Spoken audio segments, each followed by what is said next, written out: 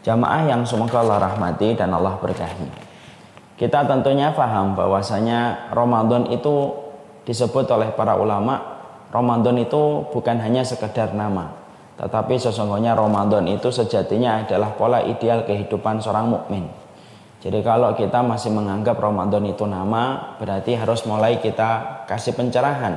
Sesungguhnya Ramadan itu bukan hanya nama bulan, tetapi Ramadan itu sejatinya adalah pola kehidupan ideal hamba orang yang beriman, harusnya adalah sebagaimana pola kehidupan dia ketika di Ramadan. Bukankah kita sepakat kalau kita di Ramadan atmosfer ketaatan sangat kita rasakan. Kita mudah untuk tilawah, kita mudah untuk sholat sunnah, kita mudah untuk sholat di masjid, kita mudah untuk melakukan kebaikan di bulan Ramadan. Bahkan bangunnya pun kita jam 3, setengah 3, jam setengah 4 kita sudah bangun tanpa merasa berat. Lalu kita lanjutkan pada satu episode ibadah kepada ibadah berikutnya sampai malam. Dan itu kita lakukan secara terus menerus pada satu bulan. Dan itulah pola kehidupan ideal seorang mukmin. Mereka yang senantiasa ketika menjadikan pola hidupnya sebagaimana pola hidupnya di Ramadan, maka sesungguhnya hakikatnya dia tidak pernah berpisah dengan Ramadan. Karena Ramadan itu sebenarnya tidak pernah berpisah dengan kita. Karena pola hidup Ramadan itulah yang kita bawa pada bulan Syawal, yang kita bawa pada bulan Dzulqa'dah, yang kita bawa pada bulan Dzulhijjah. Karena siapapun yang membawa hidupnya sebagaimana pola hidupnya ketika Ramadan, berarti hakikatnya dia tidak pernah berpisah, dia tidak pernah mengucapkan goodbye kepada Ramadan. Karena Ramadan itu tetap dia jalankan kebiasaannya dan rutinitasnya. Walaupun Ramadan nama bulan sudah dia tinggalkan hampir 1 bulan yang lalu. Setelah kita mengetahui bahwasanya Ramadan itu merupakan pola, dan Ramadan adalah merupakan tempat kita untuk menabung amal, dan itu merupakan golden time-nya kita untuk melakukan satu amal kebaikan, itu kita lakukan secara maksimal di bulan Ramadan, sembari kita menjaga pola hidupnya kita hari ini sebagaimana pola hidup kita di Ramadan. Tapi kita juga harus paham, ada satu hal yang menjadi renungan untuk kita. Kapan bangunan itu akan sempurna? Kalau kita sibuk membangun tetapi kita membiarkan sisi yang lainnya ada yang merusaknya. Ada sebuah kata-kata hikmah yang sangat indah untuk kita renungkan. Mata balagal bunyanu tamamahu wal akhar yahdimuhu. Kapan bangunan itu akan sempurna? Kalau kamu sibuk membangun tetapi kamu biarkan sisi yang lainnya dirusak sama yang lain, maka bangunan itu tidak akan pernah sempurna. Kalau kita di satu sisi membangun, di satu sisi kita merusaknya. Maka sama selayaknya kita ketika sudah mengetahui Ramadan itu merupakan golden time-nya kita kemarin ketika kita beramal dan beribadah kepada Allah pada waktu di bulan Ramadan, maka sesungguhnya kita juga harus paham. Ternyata ada orang-orang yang mereka itu beramal, terutama setelah mereka menyelesaikan amal besar, salah satunya amal di bulan Ramadan, ternyata persis sebagaimana kata hikmah yang tadi kita terangkan. Kapan sebuah bangunan itu sempurna? Kalau kemudian bangunan itu ternyata kita sibuk membangun di satu sisi tetapi membiarkan sisi yang lainnya itu dirusak. Dan ternyata ada orang yang beramal itu semacam itu. Ada orang yang beramal, setidaknya mungkin amal Ramadan, tetapi ternyata di sisi yang lainnya dia melakukan perkara-perkara yang merusak dari apa yang telah dia lakukan susah payah di bulan Ramadan. Makanya selayak amal kebaikan, kapan akan sempurna, akan memberatkan mizan kebaikan? Kalau di waktu pagi kita memintal amal kesolihan, tapi di ujung sore kita menggunting setiap apa yang telah kita pintal dari amal soleh itu dengan kita merusaknya. Dan itulah yang menjadi renungan buat kita. Kita tidak ingin Ramadan yang telah kita lalui susah payah dan hari ini kita belajar untuk menjadikan Ramadan itu pola hidup, akhirnya rusak.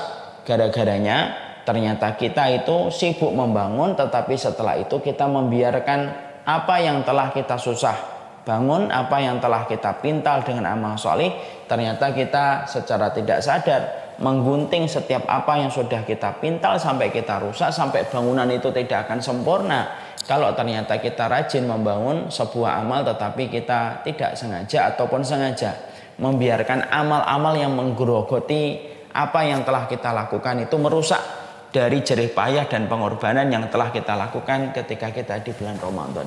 Dan tentunya kita tidak ingin yang semacam itu. Kita tidak ingin Ramadan itu sia-sia. Karena sia-sianya Ramadan bukan hanya kualitas Ramadan yang berkurang, bukan karena ikhlasnya yang sedikit, tapi sia-sianya Ramadan itu apa? Kalau ada orang gali lubang tutup lubang, dia habis kemudian menggali lubang yang dalam, tapi setelah itu dia gali lagi, tutup lagi, gali lagi, tutup lagi. Ada orang yang mereka sibuk beramal, tapi mereka tidak sadar melakukan amalan-amalan dosa yang ternyata notabene dosa-dosa itu merusak dari amal yang telah dia lakukan sebelumnya. Dan itulah yang kita khawatirkan dan kita takutkan. Kalau kita menjadi alumni Ramadan, sudah kemudian menjadikan apa yang telah kita lakukan itu kemudian rusak disebabkan cara kita ketika tidak menjaga amal yang telah kita lakukan di bulan Ramadan. Makanya Allah itu sudah mengingatkan kepada kita bahwasanya termasuk kerugian itu bukan hanya mereka yang sibuk bermaksiat. Jadi orang yang rugi itu bukan hanya mereka yang sibuk bermaksiat, tapi termasuk yang terjerumus pada pusaran kerugian itu, dalam pusaran kerugian itu adalah orang yang mereka sibuk beramal kebaikan, tetapi mereka itu mendatangkan rayap yang menggerogoti amalnya. Jadi termasuk orang yang berada pada kerugian itu bukan hanya yang berzina, bukan hanya yang mencuri, tapi termasuk yang berada pada pusaran dan tali kerugian itu, terutama kalau kita sudah menyelesaikan Ramadan, yang termasuk orang yang berada dan terjerumus pada pusaran kerugian itu, yaitu adalah mereka yang sudah sibuk luar biasa melakukan amal kebaikan, tapi ternyata ketika mereka sudah melakukan susah payah apa yang mereka lakukan ketika membangun bangunan-bangunan amal ketaatan, ternyata mereka membiarkan rayap merusak apa yang telah mereka bangun, sehingga apa yang telah mereka usahakan di bulan Ramadan susah payah ketika itu telah menjadi golden time-nya kita untuk menabung dan memberatkan mizan kebaikan, tanpa kita sadari rayap-rayap yang kita datangkan di bulan Syawal, di bulan Dzulqa'dah, maka itu merusak bangunan ketaatan yang kita lakukan dengan susah payah dan usaha pengorbanan yang luar biasa di bulan Ramadan. Dan tentunya kita tidak mau hal itu terjadi. Makanya inilah yang menjadikan kita akhirnya faham, sesungguhnya ternyata bukan hanya kebaikan yang bisa menghapuskan dosa, tapi ternyata ada beberapa kemaksiatan yang apabila kita tidak fahami, apabila kita tidak mengerti, justru akan menjadikan amal Ramadan yang telah kita lewati ketika kita menjadi alumni Ramadan 1441, maka itu yang akan menjadikan amal Ramadan kita itu hilang dan menguap dan tidak tersisa apapun di sisi Allah. Dan itulah yang kita khawatirkan. Allah lalu kemudian menyampaikan ayat-ayatnya kepada kita supaya kemudian kita memahami tentang betapa pentingnya kita menjaga diri dari amal yang disusupi dengan rayap yang bisa merusak pahala yang harusnya kita dapatkan. Yang pertama, kalau kita buka dalam surat An-Nahl ayat yang 92, Allah menyampaikan wala takunu kallatina qadat ghazlaha min ba'di quwwatin ankatha. Allah menyampaikan kepada kita, janganlah kamu itu sebagaimana seorang perempuan yang menguraikan benangnya yang sudah dipintal menjadi kuat lalu menjadi cerai kembali. Jadi Allah itu memberikan sebuah perumpamaan yang sangat indah. Kamu itu jangan sebagaimana perempuan yang susah payah ketika malam dia memintal pakaian supaya pakaian-pakaian itu bisa terjalin dengan baik, lalu dengan serta-merta menjadi tercerai-berai. Itu menunjukkan, kalau kita membaca tafsir, itu menunjukkan orang-orang yang mereka beramal susah payah, tapi ternyata setelah mereka beramal susah payah, mereka merusak apa yang mereka telah pintal, mereka merusak apa yang telah mereka lakukan menjadi tidak ada harganya. Dan itu bukan hanya berbicara tentang pakaian, tapi ini berbicara tentang amal dan keimanan. Banyak orang yang mereka menghadirkan iman, tapi merusak iman yang telah mereka lakukan dengan susah payah. Banyak orang yang telah susah payah melakukan ketaatan, tapi membatalkan amal ketaatan yang mereka lakukan, sampai Allah itu membuat perumpamaan. Jangan kayak perempuan yang susah payah memintal, tapi setelah terpintal kuat, tapi dia merusak apa yang telah dia pintal semalam suntuk. Naudzubillah min dzalik. Maka kemudian Allah juga mengatakan pada surat Muhammad ayat yang ke-33, ya ayyuhalladzina amanu atiullaha wa atiur rasula wa la tubtilu a'malakum. Allah juga mengatakan kembali pada surat Muhammad ayat yang ke-33, Hai orang-orang yang beriman, taatlah kamu kepada Allah dan taatlah kamu kepada Rasul. Wala tubtilu a'malakum. Dan janganlah kamu sampai membatalkan amal kalian. Jangan sampai membatalkan amal kalian. Dua ayat ini sudah cukup memberikan pencerahan kepada kita. Allah sudah memberikan nasihat, Allah sudah memberikan wasiat kepada orang yang beriman. Jangan hanya kamu beramal, tapi jangan sampai amal yang telah kamu lakukan itu sia-sia, musnah dan hancur. Persis sebagaimana seorang wanita yang susah payah dia memintal, dia rusak apa yang telah dia pintal semalam suntuk. Dan janganlah kamu ketika kamu beriman, mentaati Allah dan mentaati Rasul, kamu membatalkan apa yang telah kamu lakukan dan apa yang telah kamu kerjakan dengan amal soleh kamu. Dan itu menjadikan kita akhirnya mikir, kita ini menjadi alumni Ramadan 1441. Hari ini kita sedang menerapkan pola hidup ideal sebagaimana di Ramadan. Tapi kita harus ingat, yang kita harus jaga dalam Ramadan yang telah kita lewati bukan hanya kita berdoa meminta supaya Ramadan kita diterima, tapi pastikan bahwasanya ketika kita telah menyelesaikan Ramadan 1441,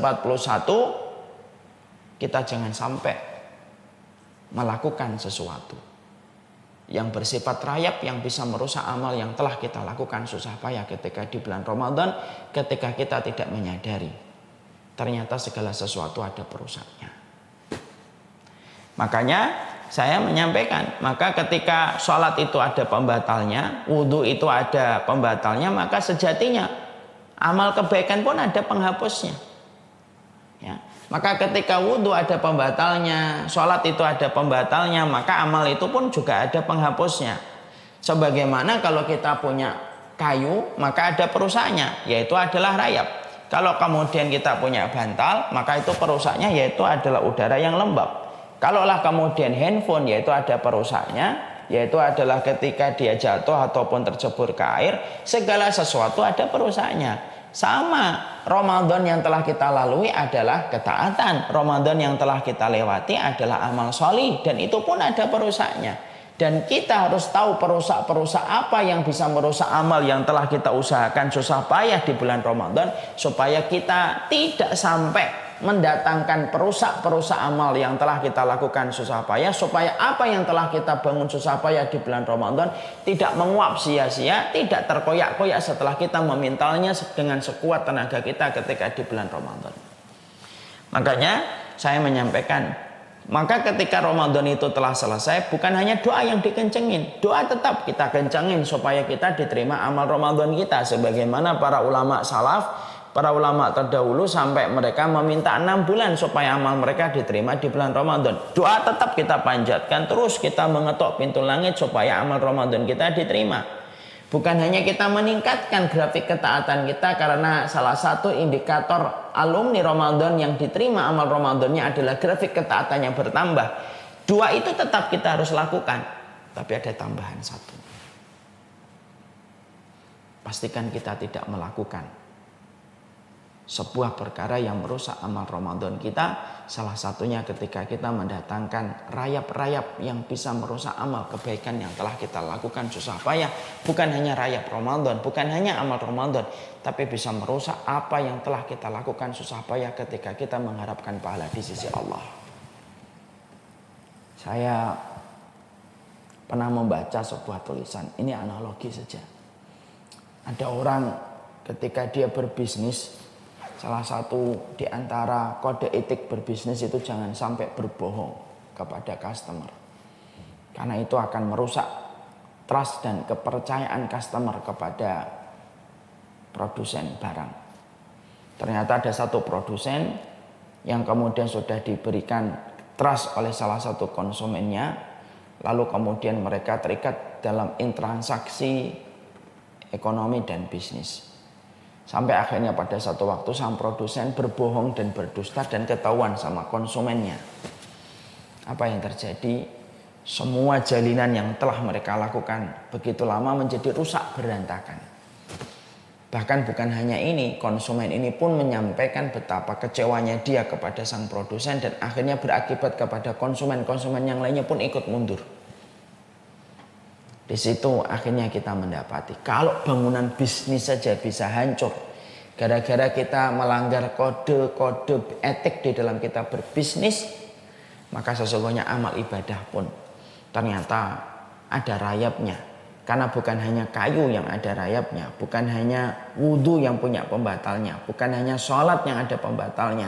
Ternyata amal ibadah secara umum pun ada pembatalnya.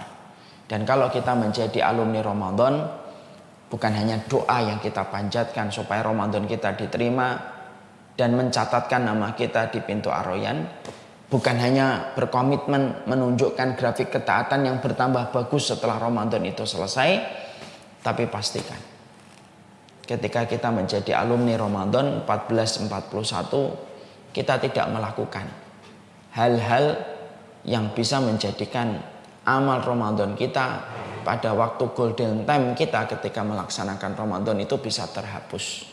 Karena yang menjadi penyesalan itu apa? Yaitu adalah orang yang sudah susah bercocok tanam, tapi ternyata ketika akan panen, panennya rusak seketika oleh orang ataupun oleh hama. Maka kalaulah petani yang apabila tinggal menghitung hari akan panen ternyata bisa nyonsel, bisa sedih, shock ketika panen yang akan dia petik dalam hitungan hari rusak gara-gara hama ataupun wereng, maka yang lebih shock lagi adalah orang yang mereka rajin beribadah, mereka rajin melakukan ketaatan, tapi tanpa mereka sadari mereka melakukan perbuatan-perbuatan lain tanpa mereka ketahui dengan ilmu, karena mereka tidak tahu dan tidak mau mengaji. Ternyata apa yang mereka lakukan itu merusak apa yang telah mereka lakukan susah payah di dalam ketaatan. Na'udzubillahi min dzalik. Dan itulah yang kita khawatirkan. Menyesalnya petani yang gagal panen saja sudah kita rasakan, bagaimana kesedihan itu pun biasa kita rasakan. Apalagi gagalnya seseorang ketika memetik amal kebaikan yang telah mereka lakukan dengan kebaikan di akhirat dan gagal mendapatkan itu, tentunya itulah yang malah mengkhawatirkan kita. Ramadan itu golden time, Ramadan telah kita lewati dengan tilawah, Ramadan telah kita lewati dengan segala macam pengorbanan, jerih payah, bagaimana kita begadang, bagaimana kita meningkatkan dan berkomitmen pada setiap ketaatan ketika Ramadan, dan itu tetap kita jaga polanya setelah Ramadan itu selesai. Maka pastikan jangan sampai kita mendatangkan satu perusak amal yang menjadikan Ramadan kita menjadi tidak berkualitas, yang menjadikan amal kebaikan kita bisa menjadi rusak. Karena ternyata ada beberapa amal yang disebutkan di dalam hadis-hadis Rasulullah, ternyata amal-amal tersebut bisa merusak apapun yang telah kita lakukan susah payah ketika kita melakukan amal ketaatan di bulan Ramadan. Maka setelah itu maka kemudian kita lalu bertanya, apa sih rayap-rayap perusak ibadah kita itu apa? Ini pertanyaan kan. Jadi setelah kita memahami betapa ruginya orang ketika mereka tidak jadi memanen atas apa yang mereka lakukan, sebagaimana petani yang gagal panen ketika diserang oleh hama ataupun wereng, sekarang perusak amal ibadah kita ini apa sih? Ya. Dan ini penting karena kita menjadi alumni pada sebuah madrasah besar yang bernama Ramadan. Kita menjadi alumni pada sebuah golden time yang telah kita lewati dengan seluruh jerih payah kita, begadang kita, pengorbanan kita ketika di Ramadan. Maka penting kita harus tahu apa itu rayap-rayap yang bisa merusak amal ibadah kita, supaya kita mampu menjaga diri kita dari perkara itu, supaya perkara itu tidak menyengat pahala kita yang telah kita lakukan di bulan Ramadan, supaya amal pahala kita terjaga di sisi Allah, dan pahala itulah yang akan mencatatkan nama kita di pintu Ar-Rayyan. Maka ada beberapa hal yang kemudian kita harus lakukan.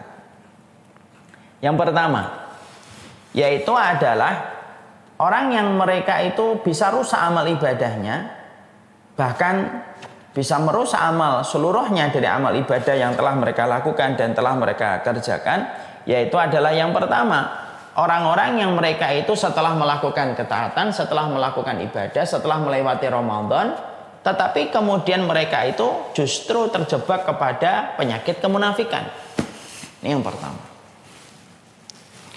Karena kemunafikan itu bukan penyakit ringan, bukan penyakit recehan, tapi ini penyakit besar.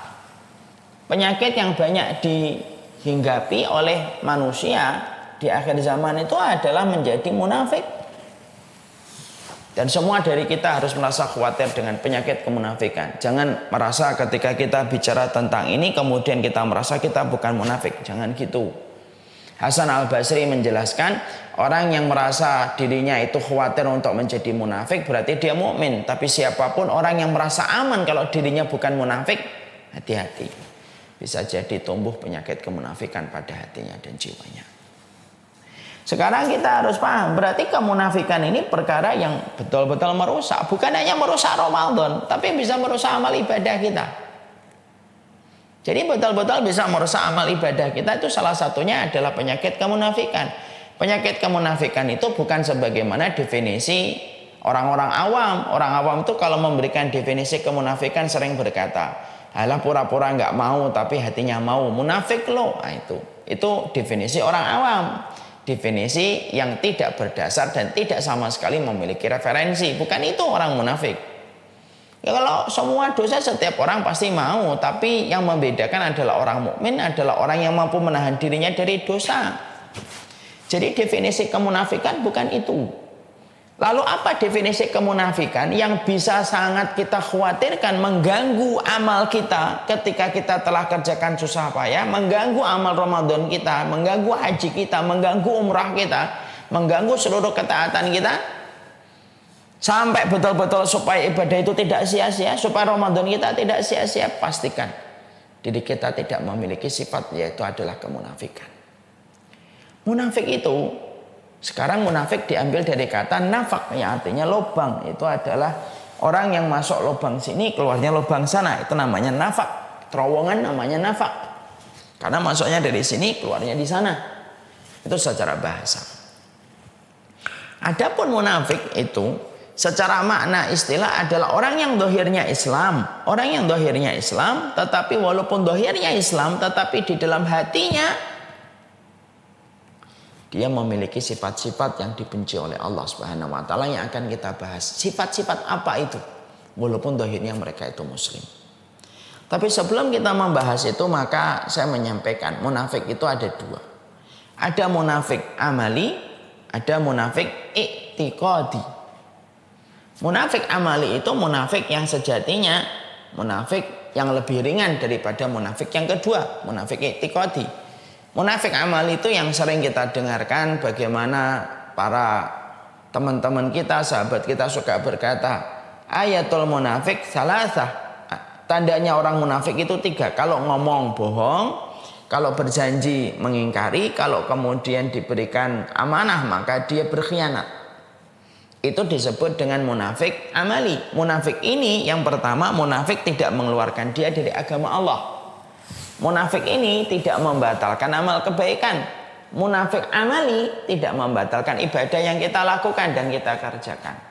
Jadi kalau ada orang ketika dia menyelesaikan Ramadan, kadang dia masih bohong, bohongnya dia mendatangkan dosa, tapi tidak berakibat merusak Ramadan yang telah dia lewati. Ada orang ketika berjanji mengingkari, maka ketika habis haji, hajinya tidak terpengaruh dengan apa yang dia lakukan. Karena itu disebut dengan munafik amali. Munafik secara perbuatan yang tidak membatalkan amal kebaikan dan tidak mengeluarkan seseorang dari agama Islam. Itu namanya munafik amali. Ada yang kedua yang disebut dengan munafik i'tiqadi. Munafik i'tiqadi itu apa? Munafik keyakinan. Yaitu munafik keyakinan itu adalah seorang munafik yang betul-betul dia itu dohirnya Islam, dia sholat, dia puasa, dia zakat, bahkan dia haji dan umrah, tapi di dalam hatinya dia memiliki hati dan akal yang dibenci oleh Allah, yang menjadikan dia tertolak seluruh amal yang telah dia lakukan dan tertolak seluruh ibadah yang dia kerjakan. Walaupun dia melakukan ibadah itu semuanya, tetapi karena hatinya yang melakukan sesuatu yang dibenci dan dimurkai oleh Allah, itulah yang menjadikan ibadahnya tidak tersisa di sisi Allah Subhanahu wa taala. Inilah yang paling parah, inilah yang paling kita khawatirkan. Menjadi alumni Ramadan tetapi terjangkiti dengan kemunafikan i'tiqadi. Melewati tawaf tapi hatinya munafik i'tiqadi. Sholat tetapi dia munafik i'tiqadi. tilawah, membaca Al-Quran, tapi dia munafik i'tiqadi. Karena jangan kita membayangkan orang munafik itu tidak sholat. Kata siapa? Orang munafik sholat. Jangan pernah kita mengatakan orang munafik itu tidak puasa. Kata siapa? Orang munafik itu puasa. Jangan katakan orang munafik itu tidak zakat. Orang munafik pun membayar zakat. Bedanya apa? Bedanya adalah di dalam hatinya menyimpan sesuatu yang dibenci oleh Allah. Dan apa yang mereka sembunyikan pada hati mereka, itulah yang menjadikan Allah menghapuskan seluruh amal ibadah mereka, tidak tersisa dan tidak ada tempat kembali bagi mereka kecuali adalah neraka. Apa itu tanda-tanda orang itu menjadi munafik i'tiqadi ya Ustaz? Setidaknya ada 5 tanda yang Allah kemudian sampaikan kepada kita bahwasanya seseorang itu telah menjadi munafik i'tiqadi. Yang pertama, dia mendustakan Rasulullah Sallallahu Alaihi Wasallam. Ya, dia mendustakan Rasulullah, dia benci kepada Rasulullah Sallallahu Alaihi Wasallam. Maka sesungguhnya semacam ini walaupun dohirnya Islam, terkadang kita jumpai ada orang itu walaupun kalau ditanya Muslim, tapi saya menganggap Nabi Muhammad itu ya kayak laki-laki biasa dalam kurun sejarah, kayak tokoh-tokoh sejarah yang merubah dunia saja. Maka dia mendustakan Rasulullah. Maka dia benci sama Rasulullah SAW. Walaupun dia mungkin mengatakan dirinya Islam, mungkin akan bersyahadat dan mungkin akan bersumpah untuk mengakui dirinya itu Muslim, tapi inilah yang disebut munafik i'tiqadi. Hatinya benci kepada Rasulullah. 2, dia benci dan mendustakan apa yang diturunkan kepada Rasulullah walaupun mengerjakan. Dia kalau sudah bicara tentang syariat, maka dia pilih syariat yang dia suka, dia kerjakan. Kalau ada syariat yang dia tidak suka, walaupun ada perintahnya di dalam Al-Quran, walaupun ada perintahnya di dalam hadis, maka dia akan menampakkan aura ketidaksukaannya dan bahkan berani untuk menolak syariat itu hanya karena syariat itu tidak sesuai dengan hobinya, tidak sesuai dengan tempat komunitasnya, tidak sesuai dengan kemauannya. Akhirnya semua syariat itu ditolak, dipinggirkan, ditaruh di dalam parit-parit kehidupan yang tidak sama sekali pernah diambil dan diagungkan sebagaimana dia mengagungkan sebagian hukum yang lainnya. Maka kalau ada yang semacam itu, ini termasuk fix dan confirm munafik i'tiqadi, walaupun dia mungkin melakukan. Ya, dia nggak suka sholat, walaupun mungkin sholat, saya nggak suka sholat sebenarnya. Saya nggak suka jilbab, walaupun kemudian dia pakai jilbab. Ya, saya nggak suka menutup aurat, walaupun dia menutup aurat, tapi dia menyatakan ketidaksukaannya, maka itu salah satu sifat di antara munafik i'tiqadi. Munafik yang berbahaya. Makanya maaf saya sering sampaikan di banyak kesempatan, kalau seorang muslim dan muslimah sudah di hadapan dengan syariat, maka sesungguhnya kalau dia sudah berada di hadapan syariat itu, berikanlah kepatuhan. Walaupun kita belum bisa untuk melakukan amal tersebut pada hari itu. Saya tahu ini hukumnya wajib, tapi saya belum mampu dan saya memohon supaya Allah mengampuni dosa saya dan membimbing saya untuk melakukan lagi nanti di masa mendatang. Ini namanya lemah iman. Tapi banyak orang ketika tidak mampu untuk melakukan satu syariat, maka dia nistakan, dia celah syariat itu, dikatakan syariat itu tidak relevan, syariat itu tidak sesuai dengan kondisi zaman, syariat itu tidak sesuai dengan masyarakat hari ini, yang dia anggap bahwasanya dia lebih tahu tentang apa yang cocok untuk masyarakat hari ini daripada Allah dan Rasulnya. Hati-hati, itu berarti menjadi munafik i'tiqadi pada sifat yang kedua. Makanya lembut. Orang munafik i'tiqadi itu nggak kelihatan secara zahirnya, tapi kelihatan bagaimana dia memandang apa yang Allah turunkan kepada Rasulullah, apakah dia setuju ataukah tidak. Itu yang kedua. Yang ketiga, menolak Rasulullah dan menolak apa yang disampaikan oleh Rasulullah. Maka dia menolak, kalau kemudian hampir sama dengan sifat yang ketiga, dia menolak apa yang dikatakan oleh Rasulullah. Dia tolak hukumnya, dia tolak hukumnya, dia tolak hukumnya, dia tolak hukumnya. Dan itu termasuk salah satu kriteria kemunafikan i'tiqadi. Yang keempat, dia senang melihat kaum muslimin itu kalah, tapi dia sedih kalau melihat kaum muslimin itu menang. Jadi kalau lihat kaum muslimin menang, sedih dia. Tapi kalau melihat kaum muslimin kalah, bergembira, dia tepuk tangan dan menyalahkan kaum muslimin. Terbelakang, goblok, bodoh, akan dikatakan semacam itu. Maka yang semacam itu termasuk salah satu kriteria kemunafikan i'tiqadi. Kemudian yang berikutnya, loyalitasnya diberikan kepada mereka yang tidak beriman, yang notabene yang tidak beriman itu memusuhi Allah dan Rasulnya. Loyalitasnya diberikan kepada mereka yang sejatinya mereka itu memerangi Allah dan Rasulnya dan ingin memadamkan cahaya Allah dan Rasulnya. Nah, orang munafik itu memberikan loyalitasnya itu kepada mereka. Makanya kalau ada orang yang sudah terjangkiti dengan kemunafikan i'tiqadi, walaupun menjalankan Ramadannya tidak akan tersisa di sisi Allah Subhanahu wa taala. Makanya Allah sebutkan di dalam surat Muhammad ayat yang ke-9, "Dzalika bi annahum karihu ma anzalallah fa ahbata a'malahum." Maka Allah kemudian menyampaikan itu disebabkan karena mereka membenci apa yang Allah turunkan, fa ahbata a'malahum, maka Allah hapuskan seluruh amal yang mereka lakukan. Dan orang-orang yang melakukan kemunafikan i'tiqadi itu sejatinya melakukan tindakan subversif dia di hadapan Allah ketika dia menampakkan zahirnya Islam.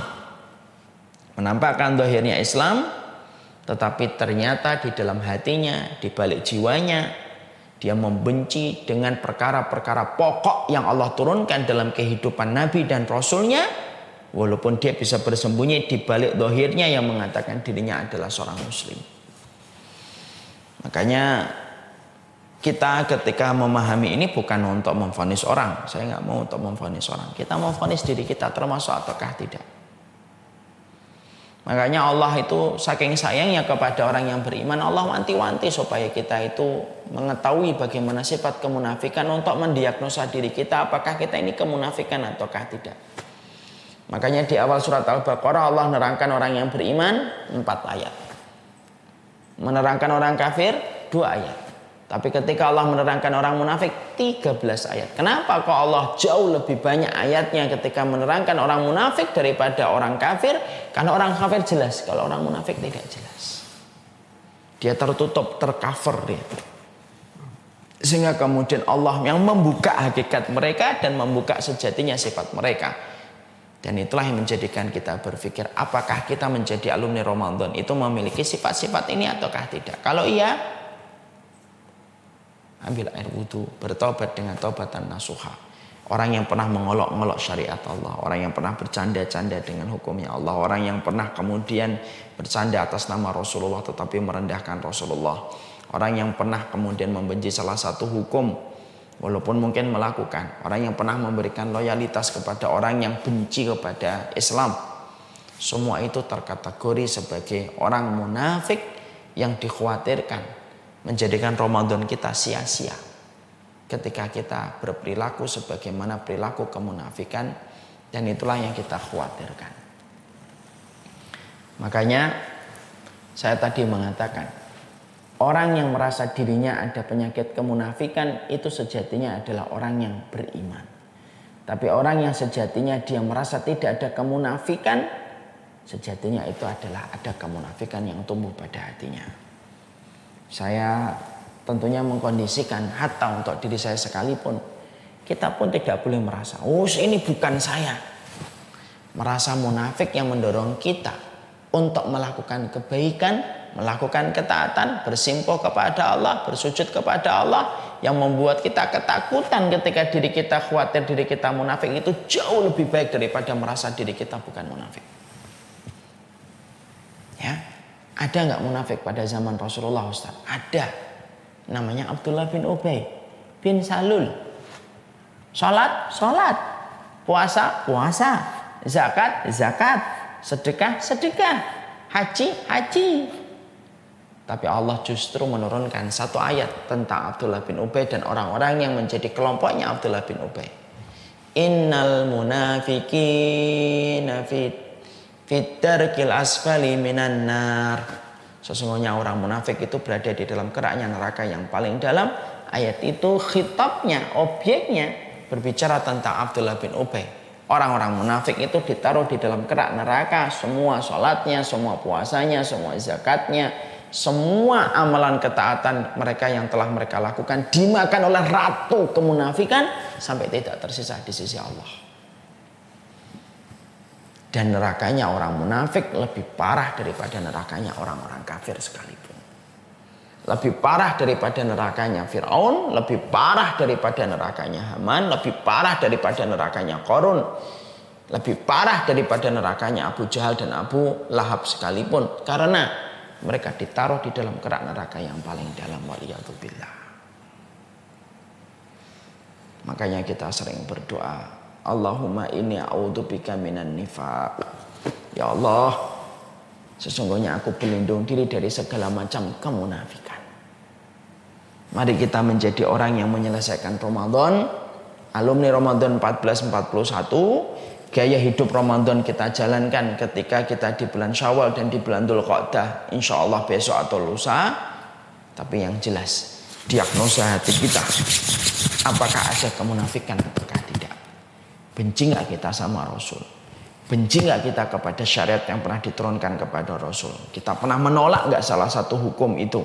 Kalau memang belum mampu jangan tolak. Katakan pada hukum yang kita belum mampu, saya tahu ini yang benar tapi saya belum mampu mengerjakan. Itu jauh lebih baik. Karena itu menunjukkan kelemahan iman yang bisa jadi ketika dia mengakui lemah dan rendah di hadapan Allah, justru Allah akan menolongnya. Daripada dia ketika ada di depan hukum, dia tidak berdaya di depan hukum itu, lalu dia tolak hukum itu dan mengatakan hukum itu tidak relevan. Itu berbahaya. Ya. Diagnosa diri kita, apakah senang melihat orang yang tidak beriman menang? Apakah kita sedih ketika melihat kaum muslimin yang menang? Dan lihat, apakah kita pernah memberikan loyalitas kita kepada orang yang tidak beriman sama Allah dan Rasulnya, dan memberikan loyalitasnya kepada mereka yang berusaha memadamkan agama Allah dan Rasulnya ataukah tidak? Karena Ramadan itu layaknya dijaga. Kalau mutiara saja yang paling mahal dijaga dengan luar biasa dari maling dan usaha-usaha pencuri, Ramadan itu golden time-nya kita, mutiara kita yang harus kita jaga. Dan salah satu yang bisa menyengat, yang membatalkan amal Ramadan kita itu kemunafikan i'tiqadi. Saya pernah baca lukisan Mona Lisa itu dijaganya luar biasa. Hanya lukisan yang katanya senyuman paling misterius di dalam kehidupan manusia. Yang pasti tentunya semahal-mahalnya lukisan itu tidak akan pernah mampu mengalahkan mahalnya amal Ramadan kita.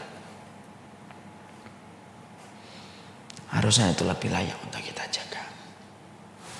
Itu yang pertama.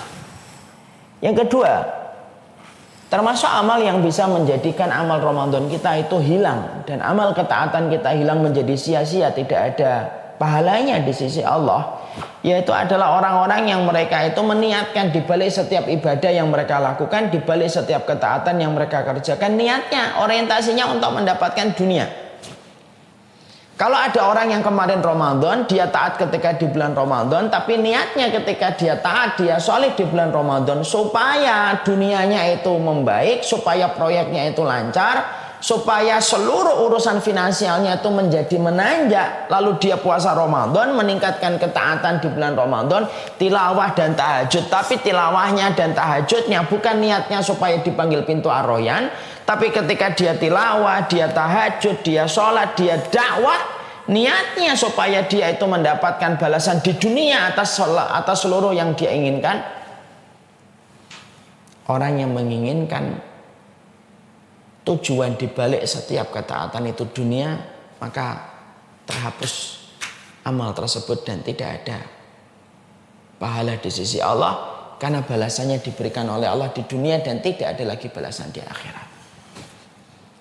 Karena amal itu tergantung niatnya. Ada orang yang kemarin ngaji Quran di bulan Ramadan. Kenapa engkau membaca Qurannya banyak? Supaya dipanggil pintu ar-Royan. Ada orang yang membaca Quran, tilawah, tahajud ketika di bulan Ramadan. Tapi niatnya supaya pundi-pundi finansialnya, ekonominya membaik. Maka sesungguhnya yang kedua inilah yang akan terkena objek dari dua ayat yang sangat luar biasa. Menampar saya, menampar kita semuanya. Ayat itu adalah Man kana yuridul hayatad dunya wa zinataha nuwaffi ilaihim a'malahum fiha wa hum fiha la yubkhasun. Ulaika alladziina laisa lahum fil akhirati ilan nar wa habita ma sana'u fiha wa batilum ma kanu ya'malun. Bapak dan Ibu perhatikan ayat ini. Barang siapa yang menghendaki dari apapun yang dia lakukan itu adalah kehidupan dunia dan perhiasannya, nuwaffi ilaihim a'malahum fiha wa hum fiha la yubkhasun. Kami berikan kepadanya apa yang mereka inginkan dan kami berikan balasan pekerjaannya secara sempurna dan mereka tidak dirugikan, tidak dikurangi sama Allah. Kalau ada orang yang niatnya untuk dunia, dikasih dunia oleh Allah, tidak dikurangi sedikit pun oleh Allah. Siapapun yang niatnya untuk perempuan, dikasihkan oleh Allah perempuan itu dan tidak dikurangi oleh Allah. Siapapun yang sholatnya, puasanya, tilawahnya dan seluruh amalnya, lalu dia niatkan untuk dunia yang dia ingin dapatkan, untuk materi yang dia ingin bangun, Allah akan berikan dunia itu, Allah akan berikan materi itu, lalu tidak dikurangi oleh Allah. Ayatnya berhenti di sini? Tidak, Allah lanjutkan. Ulaika alladziina laisa lahum fil akhirati illan nar wa habita ma sana'u fiha wa batilum ma kanu ya'malun.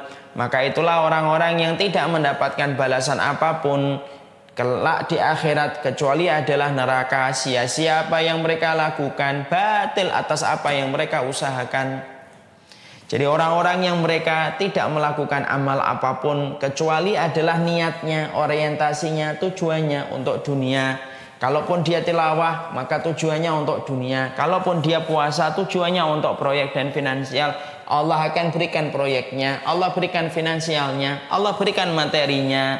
Tapi di akhiratnya tidak mendapatkan apapun kecuali neraka. Sia-sia apa yang mereka lakukan, batal atas apa yang mereka usahakan.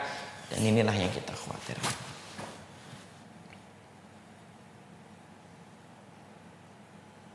Kita ini kadang-kadang tidak sadar. Kalau beramal karena manusia saja menjadikan amal itu tidak diterima oleh Allah, apalagi amal yang kita lakukan untuk dunia. Padahal dunia itu di sisi Allah tidak lebih daripada sayap seekor nyamuk yang begitu hina di hadapannya. Makanya Allah marah, Allah itu murka. Kalau ridhonya disejajarkan oleh manusia dengan dunia yang tidak lebih daripada sayap seekor nyamuk. Padahal ibadah itu harusnya niatnya untuk akhirat. Karena kita juga harus mengerti kalau akhirat sudah diperbaiki, dunia itu pasti akan ikut terbaiki. Kenapa? Karena akhirat yang mahal, yang tidak ada harganya, saking mahalnya saja sudah kita perbaiki, apalagi urusan dunia yang lebih murah daripada urusan akhirat. Maka inilah yang menjadikan akhirnya kita mengerti rayap amal yang kedua yang bisa membatalkan amal Ramadan kita itu adalah kalau ada di antara kita Ramadan kemarin tiba-tiba sholatnya lebih panjang daripada tahun lalu, tapi yang terselip adalah niat untuk mendapatkan kemudahan dunia. Kalau ada di antara kita kemarin yang Qur'annya, khatamnya itu jauh lebih banyak daripada tahun lalu, tapi ujung dari semua bertambahnya ketaatan itu ujung-ujungnya hanya untuk mendapatkan kebaikan urusan dunia. Maka hadisnya yang kita sudah sering hafal, innamal a'malu bin niat, seluruh amal tergantung bagaimana niatnya. Dan itu yang kita harus mengerti. Itu yang kedua. Yang ketiga termasuk salah satu di antara hal yang kita khawatirkan bisa menjadi rayap yang bisa merusak amal ibadah ketaatan kita di Ramadan ataupun yang lainnya di mana itu merupakan salah satu investasi terbaik kita ketika kita telah menyelesaikan Ramadan kita, yaitu adalah yang ketiga, orang-orang yang mereka itu menjadi walinya Allah ketika di saat keramaian, tetapi menjadi walinya setan ketika di tengah kesepian. Artinya kalau di depan orang banyak maka dia solih, tapi kalau sudah sendirian maka kelihatan betul sifat aslinya dan karakter dasarnya. Ini bukan berarti, nah kita akan jelaskan itu, nanti kita bacakan dulu hadisnya. La'alamanna aqwaman min ummati ya'tuna yaumal qiyamati bihasanati amsali jibali tihamah biyadan fayaj'aluhu Allahu azza wa jalla haba'an mansura. Akan datang pada hari kiamat dengan membawa kebaikan sebesar gunung Tihamah yang putih. Gunung Tihamah itu salah satu gunung di luar kota Madinah. Pada saat dia membawa amal sebesar gunung yang begitu banyak, maka saat itu pula Allah itu menjadikan seluruh amal kebaikannya itu bagaikan debu yang berterbangan, tidak ada tersisa. Maka Thauban, salah satu di antara budaknya Rasulullah, bertanya, "Ya Rasulullah, sifhum lana." Ya Rasulullah, sifatilah sifat mereka supaya hatta lanakuna minhum wa nahnu la na'lam. Karena kami khawatir kalau itu bisa mengenai kepada kami tanpa kami sadari. Maka kemudian Rasulullah mengatakan, innahum ikhwanukum wa min jildatikum wa ya'khuduna minal laili kama ta'khudun walakinnahum aqwamun idza khallu bi maharimillah intahakuha. Maka Rasulullah SAW kemudian bersabda, mereka itu saudaramu. Mereka juga sholat malam sebagaimana kalian. Tapi yang menjadikan mereka itu betul-betul merugi adalah idza khallu bi maharimillah intahakuha. Yaitu adalah ketika mereka itu dalam kondisi sendirian, lalu merasa tidak ada orang, merasa tidak ada teman, merasa tidak ada orang-orang yang kemudian dia kenal, intahakuha, pada saat itulah kemudian dia melanggar apa yang dilarang oleh Allah Subhanahu wa taala. Ini menunjukkan kepada kita bahwasanya salah satu perkara yang bisa merusak amal ibadah kita, yang bisa merusak amal ketaatan yang kita lakukan ketika kita telah menjadi alumni Ramadan. Yang ketiga, orang-orang yang mereka itu ketika di depan temannya, di depan teman taklimnya, mereka baik betul, mereka solih betul, tapi justru ketika mereka sudah jauh dari teman-teman taklimnya, jauh dari keramaian orang yang mengenalnya, tepat pada saat itulah kemudian dia itu menjadi walinya syaitan.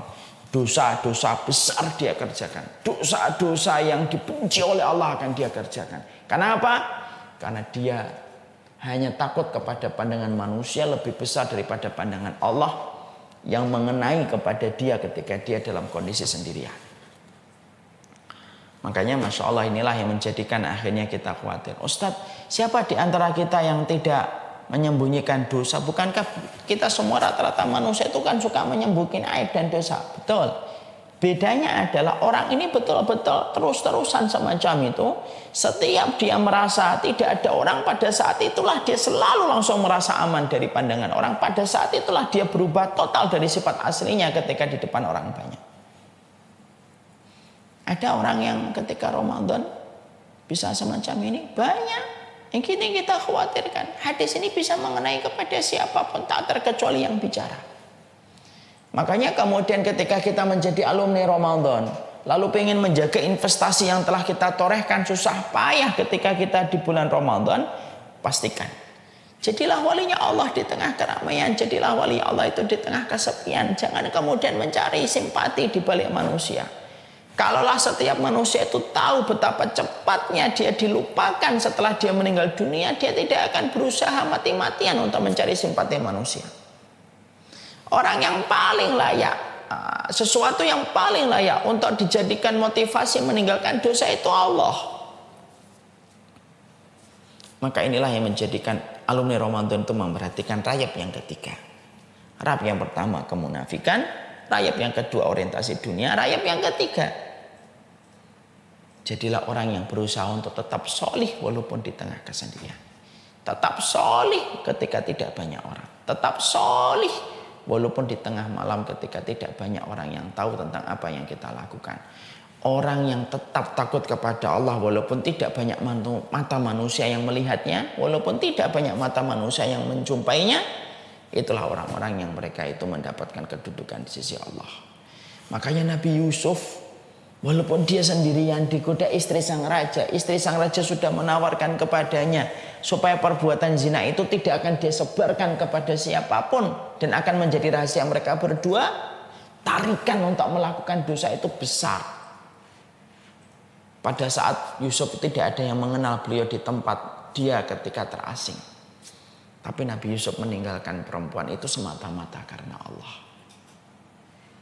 Dan Allah menyempurnakan pujiannya kepada Yusuf. Karena salah satu di antara laki-laki yang dipuji oleh Allah, yaitu adalah Yusuf alaihi salam.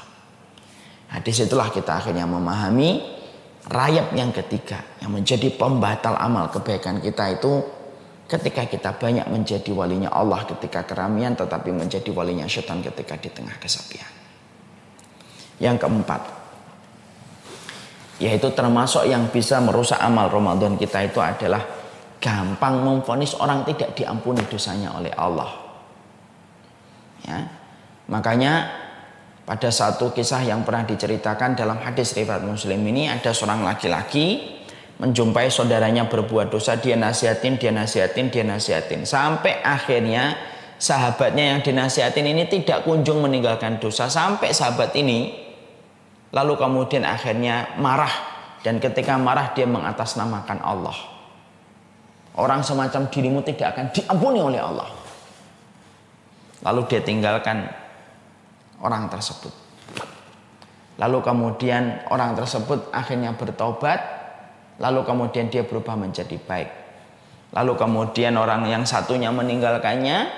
Lalu kemudian ketika mereka meninggal dunia dihadapkan kepada Allah, maka Allah berfirman, "Man dalladzi yata'alla alayya alla akfiru li fulanin fa inni qad ghafartu li fulanin wa habbattu amalaka."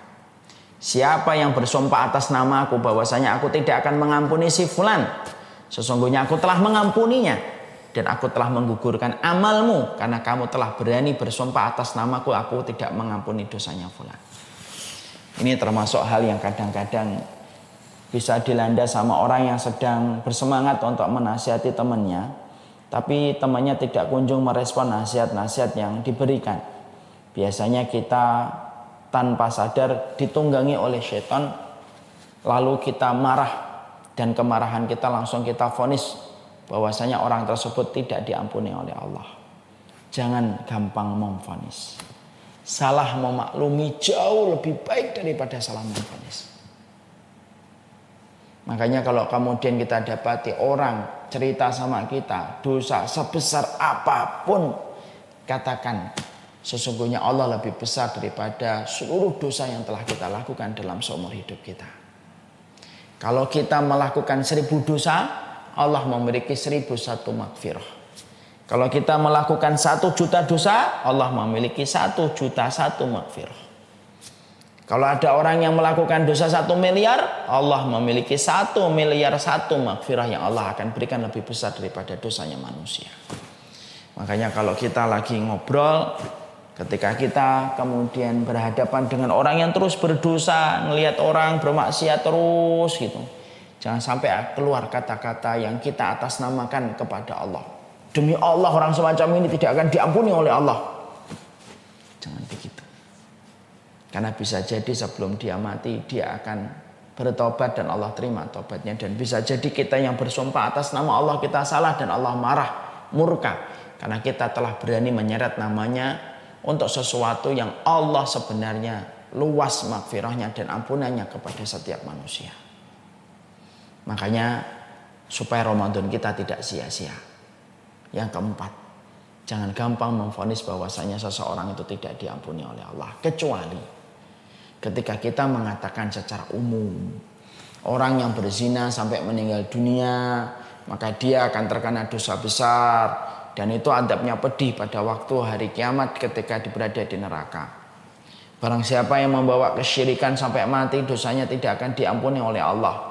Maka semacam itu boleh. Sifatnya supaya memberikan kewaspadaan dan kehati-hatian supaya umat itu paham bahwasanya perkara itu adalah perkara yang harusnya kita waspadai untuk kita hindari dalam kehidupan kita. Tapi kalau sudah vonis nama, padahal dia masih hidup, perjalanan dia mungkin masih bisa bertobat, jangan sekali-kali kita memvonis secara muqayyad. Jangan sampai kita memvonis secara langsung kepada orang dengan menyebutin nama, lalu menyertakan nama Allah ketika kita memvonis saudara kita. Karena bisa jadi orang tersebut bertobat dan Allah terima tobatnya. Saya ini jujur ya, pernah melihat orang-orang yang saya dulu pernah jumpai. Saya pernah mikir, kok ada ya orang kok tega melakukan itu dan tega melakukan ini. Tapi orang-orang yang dulu pernah saya komentari dan saya meminta ampunan sama Allah, hari ini orang-orang itu telah hijrah kembali kepada Allah. Kita tidak pernah tahu akhir kehidupan seseorang. Lihatlah orang itu jauh lebih baik daripada kita. Karena itu bentuk bagaimana tawaduknya seorang muslim. Hasan al-Basri pernah ditanya, gimana sih arti tawaduk itu? Tidaklah kamu keluar dari pintu rumahmu kecuali kamu melihat orang lain jauh lebih baik daripada dirimu.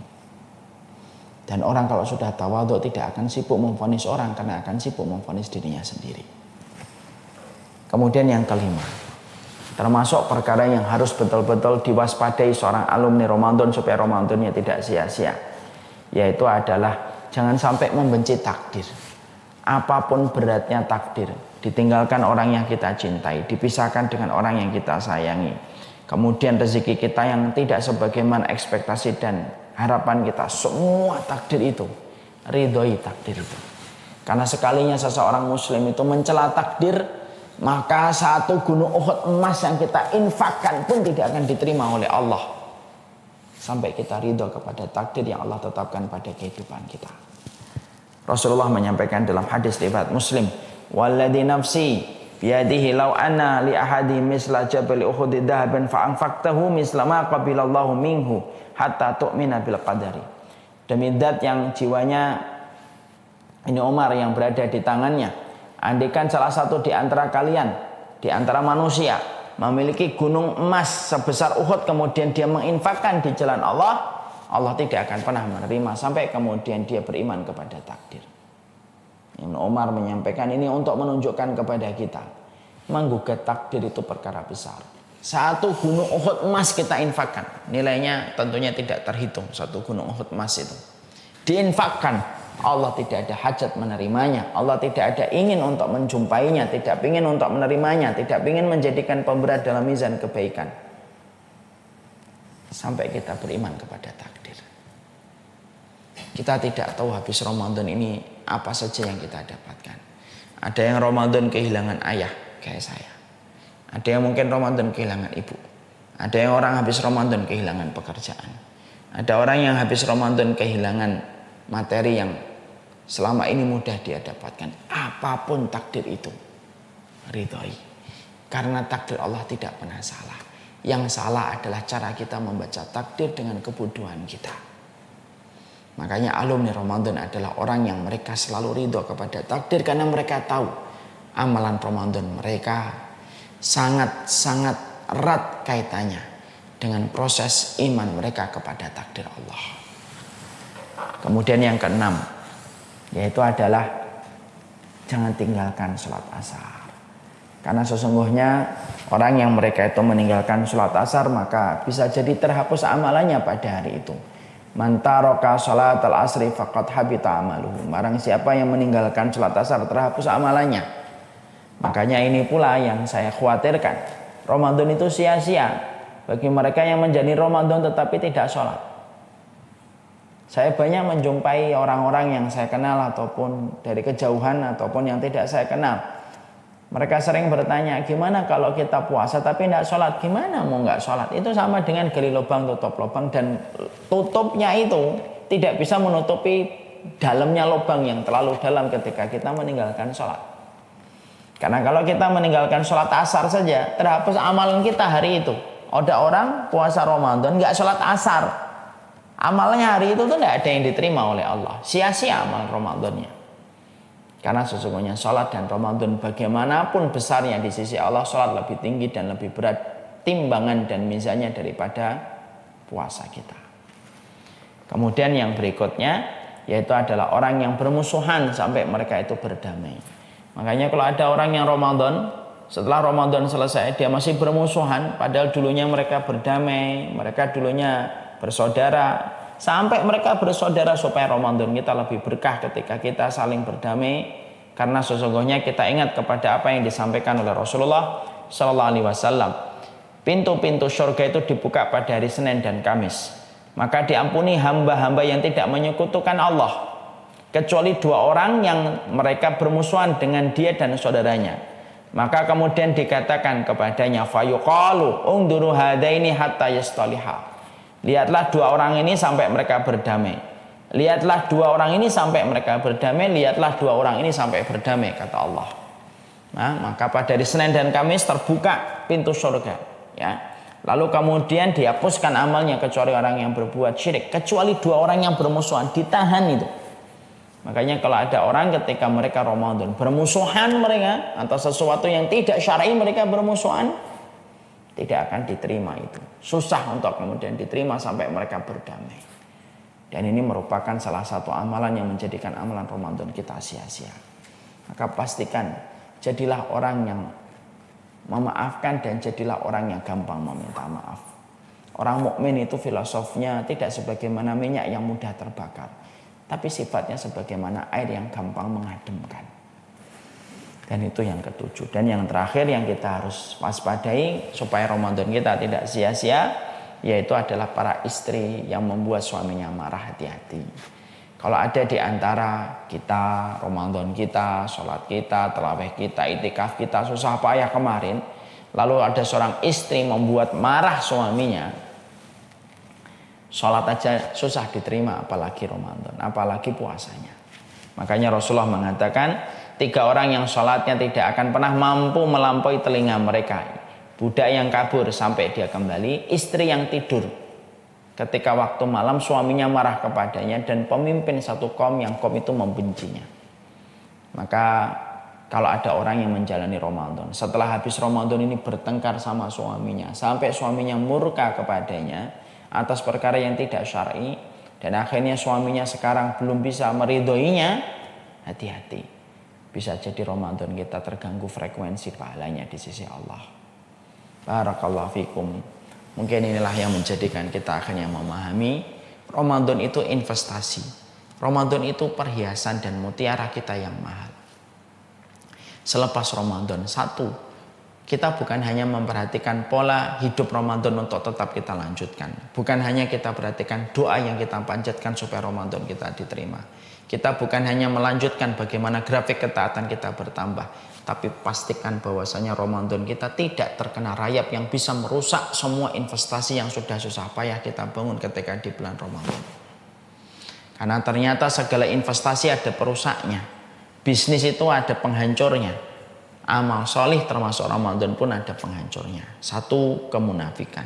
2, orientasinya untuk dunia ketika mereka melakukan ibadah tersebut. 3, suka mengatakan dengan nama Allah bahwasanya Allah tidak mengampuni dosanya fulan.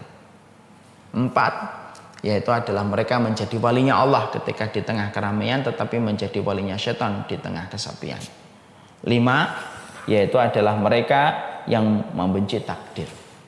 6, mereka yang meninggalkan sholat asar. 7, yaitu adalah mereka yang bermusuhan, lalu mereka menahan dirinya karena emosi dan hawa nafsunya untuk tidak memaafkan saudaranya. Dan yang ke-8, yaitu seorang istri yang membuat murka suaminya. Semoga kita memahami Ramadan itu investasi, dan investasi mahal ini tidak layak rusak hanya disebabkan karena kebodohan kita melakukan beberapa hal dari 8 tadi yang bisa merusak seluruh amal yang telah kita lakukan susah payah di bulan Ramadan. Kita sepakat Ramadan kita begadang. Kita sepakat Ramadan kita penuh dengan tilawah. Kita sepakat Ramadan kita penuh dengan rasa lapar dan kehausan. Kita sepakat Ramadan kita lalui dengan banyak pengorbanan harta. Jadikanlah itu investasi yang memberatkan mizan kebaikan kita. Jangan sampai rusak dengan 8 perkara yang sudah diwaspadai dan disampaikan oleh Rasulullah Sallallahu Alaihi Wasallam. Barakallahu fikum. Ini yang dapat saya sampaikan dalam pertemuan hari ini. Sudah setengah 12. Kita cukupkan kajian kita dan kita buka dengan tanya jawab. Mungkin 3 pertanyaan. Saya persilakan Akhi Sabto untuk memimpin tanya jawab. Sebelum kita buka dengan tanya jawab, mari kita berdoa untuk orang tua kita yang telah meninggal dunia. Semoga Allah mengampuni dosa-dosa mereka, melapangkan urusan barzah mereka, memberikan mizan kebaikan mereka atas apa yang telah mereka usahakan, dan semoga tempat barzahnya adalah tempat yang menghubungkan mereka dengan surga dan keridhaan Allah Subhanahu wa taala. Allahumma fir lahuma warhamhuma wa'fu anhuma wa akrim nuzulahuma. Allahumma rabbana firli wa liwalidayya walil mu'minina yauma yaqumul hisab. Rabbana rabbirhamhuma kama rabbayani shaghira. Dan semoga orang tua kita yang masih hidup semoga disehatkan oleh Allah, diafiatkan oleh Allah, dan semoga kita tetap